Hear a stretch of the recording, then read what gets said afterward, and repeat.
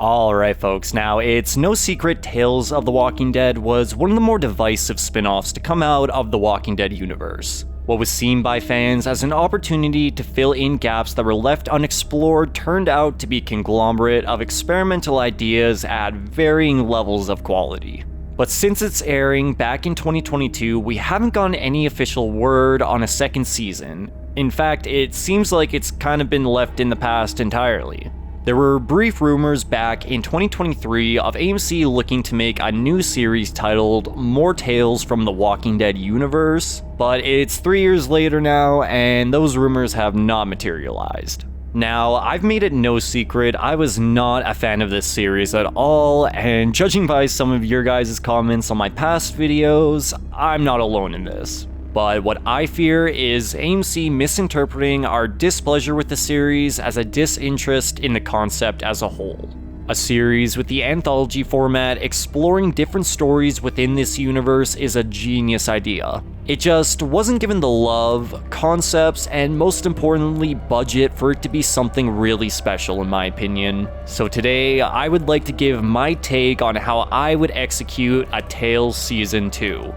But I wouldn't actually call it that. I'd want to start fresh and separate this series from what came before to get rid of any preconceived perceptions. So instead, I would title it The Walking Dead Universe Presents The Apocalypse Chronicles.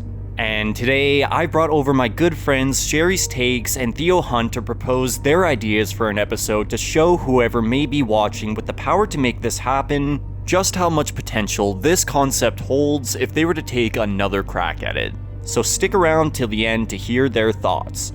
So in the hypothetical first of 6 episodes in this season, which seems to be the norm nowadays for some reason, AMC is willing to do whatever it takes to spark interest back into the franchise. So for the first episode, I would throw every dollar I had at Frank Darabont to come back and direct his original vision for the main show's Season 2 premiere.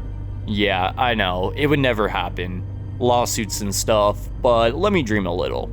If you're unaware, after delivering AMC one of their biggest hits through The Walking Dead's first season, Frank Darabont was told to essentially double the episode count at half the budget. Darabont imagined the second season starting off with a bang by going back to the beginning of the outbreak and exploring the fall of Atlanta through the eyes of the reanimated soldier in the tank Rick comes upon in Season 1. But after finding out about these budget cuts, Darabont was forced to scrap the idea. However, as we've gotten deeper into the lore of this world, it's become more and more clear how bad we've needed this episode. One of The Walking Dead's biggest mysteries is how the military could have failed against a threat this slow. I myself have given numerous theories across my environmental storytelling series, but with this episode as the premiere, we would really get to experience the stress these soldiers were under as they attempted to clear the city street by street to no avail. Titled The Battle for Atlanta, this episode could show the soldiers' thought process as they realized no backup was coming, fuel and ammo was running low, and their allies were falling all around the country as they dealt with the same issues. Not to mention the moral weight of being given orders to execute healthy civilians outside designated safe zones as the situation grew worse.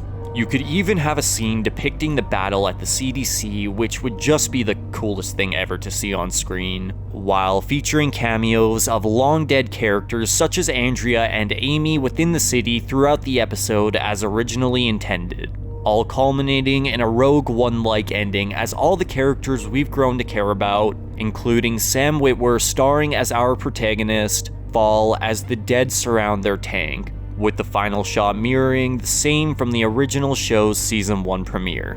We need to see how the military fell to the dead step by step in some form, and I think this would be a perfect way to do it. And what better way to follow it up than with an episode depicting the events of Operation Cobalt from the perspective of a civilian on the ground within the middle of a city.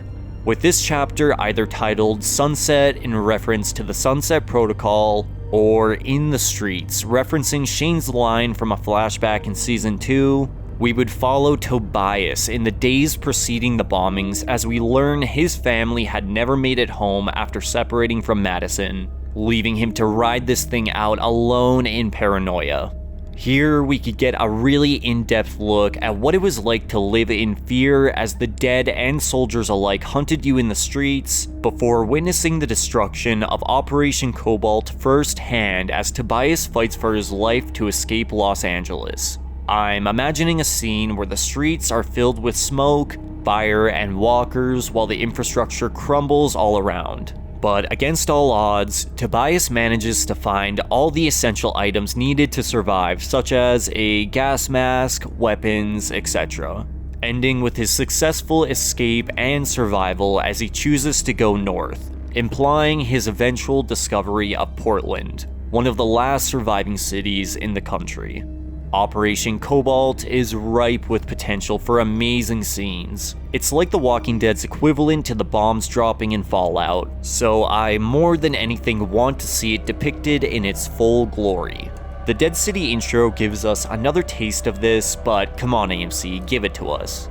Fans of this franchise have been wondering what happened to Tobias for years, so using him as the protagonist would kill two birds with one stone.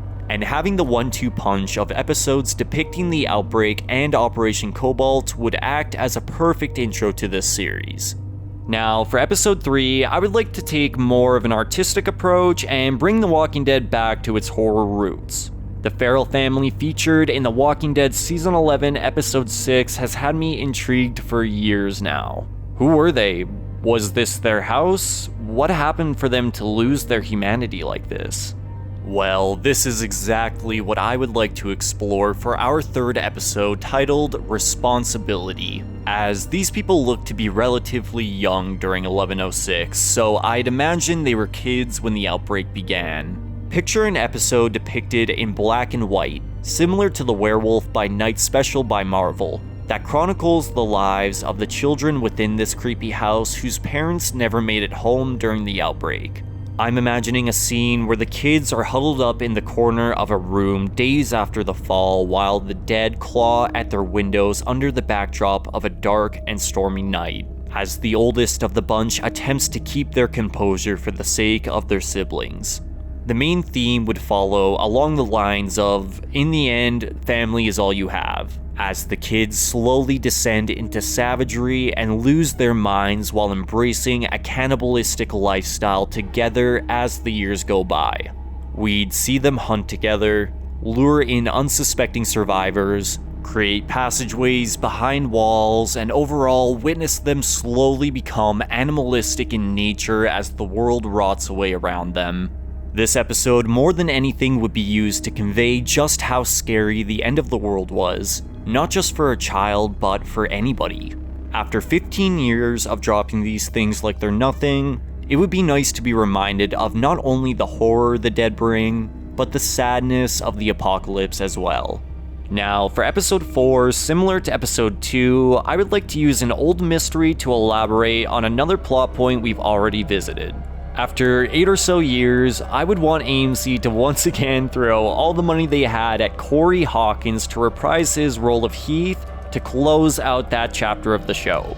We've been told through interviews he was traded by Jadis and the garbage people to the CRM, but that is all we've heard. This episode, titled Classified, could begin with his kidnapping, depicting what it was like to initially be taken to a CRM facility, which would convey what happened to Rick immediately after his taking as well. Through this, I'd like to see Heath, unlike Rick, embrace the CRM fully as, let's be real, what connection did he have at Alexandria that was worth ignoring this kind of life? But within this episode, I'd like to see some CRM revelations we were unaware of during The Ones Who Live. My first thought is to have Heath become suspicious of his higher-ups before investigating, only to find some variant Walker amalgamation hidden away in a lab. Maybe similar in appearance to the Walker King, but man-made and even more grotesque. We already know there were CR labs experimenting with wildfire, so I think it could be cool to see these experiments went deeper than initially believed. Hell, maybe we find out the CRM were the source of the climber variants we saw in Season 11. Who knows? Either way, I think this could be a really cool plot point for an episode. However, by the end, I would like to see Heath meet his demise through his curiosity.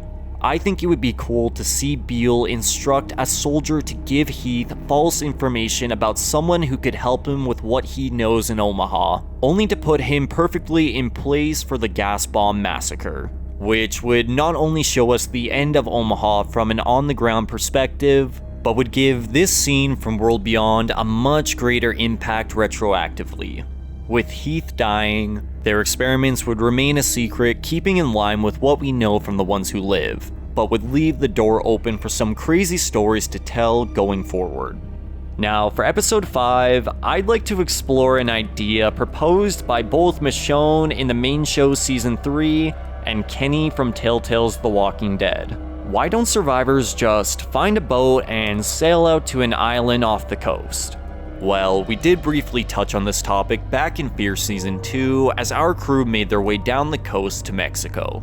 But in this episode titled Jolly Roger, we would follow a couple of brand new survivors at least 15 years into the outbreak as they attempted to sail away to safety.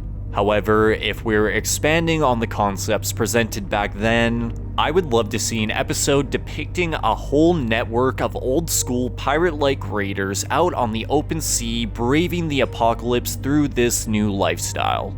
It could be its own standalone episode entirely, but if you wanted to connect it to what came before, perhaps after our crew left Connor for dead, Jack had taken over what was left of the pirates and expanded their operations while inspiring others to do the same. Although without access to fuel or modern resources, they've begun to resemble what you would expect from Pirates of the Caribbean or something. Sure, you could take the route of survivors getting boarded and taken prisoner while trying to find safety, but we've already explored that type of plotline. So instead, I'd want to get a bit more creative with it by having a band of pirates save our protagonist from near death while searching for a rumored ghost ship said to be sailing along the coast loaded with loot. Maybe it turns out to be real, but just a decrepit boat full of walkers used as bait by another pirate gang. Or maybe it turns out to be something far more sinister. I'll be honest, I don't really have a locked-in story for this one. It's more so the concept as a whole I want to see brought to its fullest potential. I just think pirates depicted as they would have been in the olden days could fit so well within this universe, and would serve as a fantastic episode for world building. Now, for the finale, I really had to sit back and think about what I wanted this to be. Do you go all out with the Second American Civil War? Well, we already have an Operation Cobalt and CRM episode this season, so maybe that'd be better for a season 2. Instead, I would want them to finally elaborate on Wildfire's origins, but not tell us all of its mysteries. I'd want multiple in-universe ideas for its origins proposed through an episode following the man we hear in the Radio Waves webisode titled Conspiracy Theory. If you haven't seen that webisode, we hear a man claiming to have proof the government started the outbreak by accident in an attempt at population control, although he never actually provides any evidence. But I really want to see how and where he came across this information. Maybe this chapter, titled Noah in reference to the line regarding the government leaving the world to die in the same webisode, could follow this man during the initial outbreak as he breaks into government facilities in order to find the truth. Or maybe we see he was an isolationist that just happened to stumble upon something he shouldn't have one night in the woods before diving even deeper down the rabbit hole. Either way, I want to be shown evidence that supports a variety of claims regarding where it came from. Everything from the government being responsible to aliens, as the man gets into contact with other conspiracy theorists. In my opinion, you can still keep it a mystery and avoid giving any definitive answer by having your in-universe characters debate their discoveries themselves. It doesn't have to be confirmed outright, but it can be talked about, right? This episode would primarily be used to spark conversations among fans and could even be the perfect avenue to address the themes featured in the World Beyond post-credit scene. If we were exploring the virus's origins, then they would surely show up in a file or two, right? Well, regardless, we have a ton of hanging plot threads when it comes to the virus's origins that need to be addressed eventually. It's hard to say how this episode would be perceived by fans, as it, yet again, wouldn't directly answer where Wildfire came from, but it would at least show us the writers aren't just abandoning some of these really cool proposed ideas. They would be feeding into the frustration of not knowing by making the characters feel what we feel, which could be risky, but would be a really interesting and unique watch if done right. Imagine a scene where 3 or 4 conspiracy theorists are furiously debating their discoveries as the dead claw at the doors around them. One could swear on his life he's found evidence it was extraterrestrial. Another could claim they found its proof of God, and our protagonist could argue tooth and nail for it being a government conspiracy, with each of them giving equally convincing evidence for their claims, leaving us to decide who had the most accurate information. I personally think an episode like this could be a lot of fun, but these are just some of many interesting stories you could tell within this universe. This concept as a whole is ripe with potential for creativity. So I've asked Jerry's Takes and Theo Hunt to propose an idea for an episode if they were in charge. Both of these guys are killing it at what they do, so definitely be sure to drop them a sub after this video. Hey guys, it's Theo from the YouTube channel Theo Hunt, and when Ty asked me to come up with a hypothetical episode of Tales, there were so many options that jumped out to me, but the one that really grabbed my attention is the story of the Morales family. Seen all the way back in Season 1, the family flee our Atlanta camp fearing for their own safety. Rick and the others wish them well, and they leave. But this wouldn't be the last time we see them. Well, at least the father, that is. In Season 8, Episode 3, titled Monsters, some 2 years after their departure from the show, we learn that Morales is the sole survivor of his family. He holds Rick at gunpoint until Daryl arrives to promptly shoot him in the head. So that's the short story of Morales in the main show. Now, let's go over my idea for the Tales episode centered around this character. We see the Morales family leaving their car and we follow them for a couple of months as they scavenge and look for somewhere safe to settle. It's slim pickings on the road and they have some close calls, but they are ultimately doing very well. Eventually they hear rumblings of a community in Philadelphia that has started to rebuild, from a couple of military guards who are heading down south. And Morales, thinking of his wife and kids, thinks it's a smart idea to follow this lead up north. The journey starts off surprisingly smoothly until one night whilst camped up in a gas station near Charlotte, Morales hears voices. Their dim campfire has drawn in a crowd, and hearing these faint voices, he quickly wakes up. After alerting his wife and kids, telling them to hide behind the counter, Morales investigates.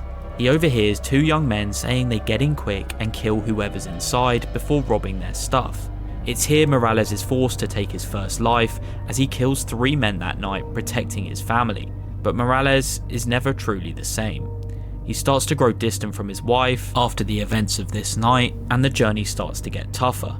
Their car had broken down on the outskirts of Greensboro, so the family had been on foot for several weeks now.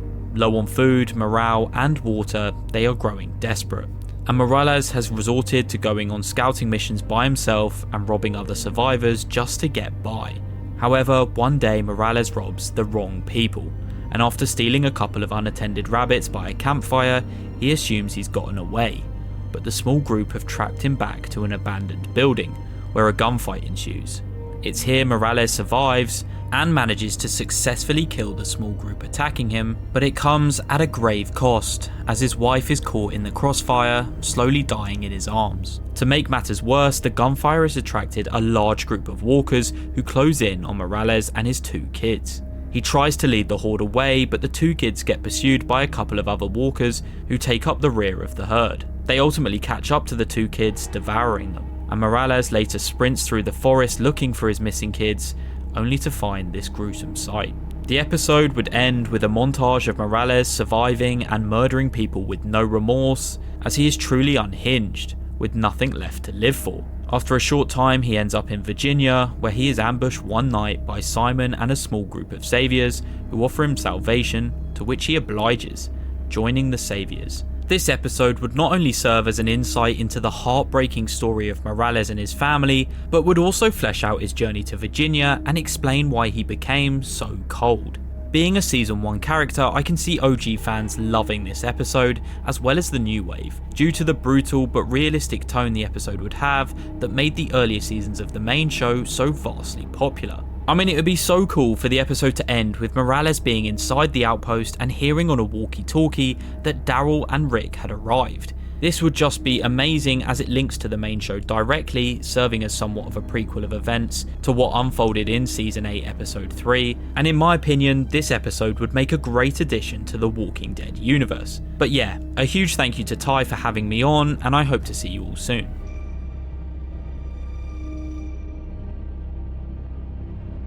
Ladies and gentlemen, the ideal episode for a new season of Tales of the Walking Dead for me would be following one character that we literally only got for one episode of the entire Walking Dead universe. And that's about Okafor, because I personally found Okafor to be one of the most compelling characters that we got in a one-off episode of any show that I've ever seen, not just The Walking Dead, of any show. I found his story just very interesting, and I think it would be a very unique take to follow him at the start of the apocalypse between all of the things that he did, whether it was something like his bombing of Atlanta, the bombing of Philadelphia, and joining the CRM, or a more toned down love story about him and his wife at the start of the apocalypse, and then going through his journey, ending up deciding to essentially kill his wife by bombing Philadelphia. I think that would make for a very interesting and compelling look into the CRM that we've never really seen in The Walking Dead, at least up until this point. Sure, we've got other characters and seen their perspectives of the CRM, but we never saw a character who was so high up in the ranks of the CRM from the start, and from that perspective being brought in under General Beale and seeing his backstory to bring him there. So I think that would be a very interesting thing to explore, and maybe something along the lines of throughout that time that we see all of those events play out between the bombings, between him killing his wife and joining the CRM. We get to see him grow, and we get to see how the military themselves have grown over the years, up until the point where he discovers Rick Grimes through Jadis's radio. I know that's a lot to do in a 40-minute run of an episode, or maybe like 50 to an hour, however long, but I do think really great episodes of TV are capable of things even harder than that. So to start from the beginning, maybe we get a couple like Then and Now and things like that, just like we did in some of the great episodes of The Walking Dead, like episode 1 of The Ones Who Live. You could do stuff like that and bounce around a little bit, but get from essentially his backstory in the beginning to him being fully developed and meeting Rick Grimes. I think that would be a really compelling story, and quite frankly, any excuse we have to get Okafor back on screen would be something I'd love to see. Sure, there's a ton of types of episodes like this I could imagine, Ty could imagine, any of us could imagine, and there's a lot I could talk about, but this one just really stands out to me. Maybe it's recency bias. I don't know. I'd love to see more Okafor. Back to you, Ty. Alright folks, and that is gonna do it for me today. Once again, huge thanks to Jerry and Theo for coming on and giving their ideas. Coincidentally, when I came to Jerry for this video, he actually had the exact same idea, so keep an eye out for a similar video coming soon on his channel. Maybe you'll catch me on there to give a bonus episode or something. But I want to hear your ideas for Tales of the Walking Dead Season 2 in the comments down below. This concept is absolutely ripe with potential, so I'm excited to read your comments. But as always, thank you so much for watching.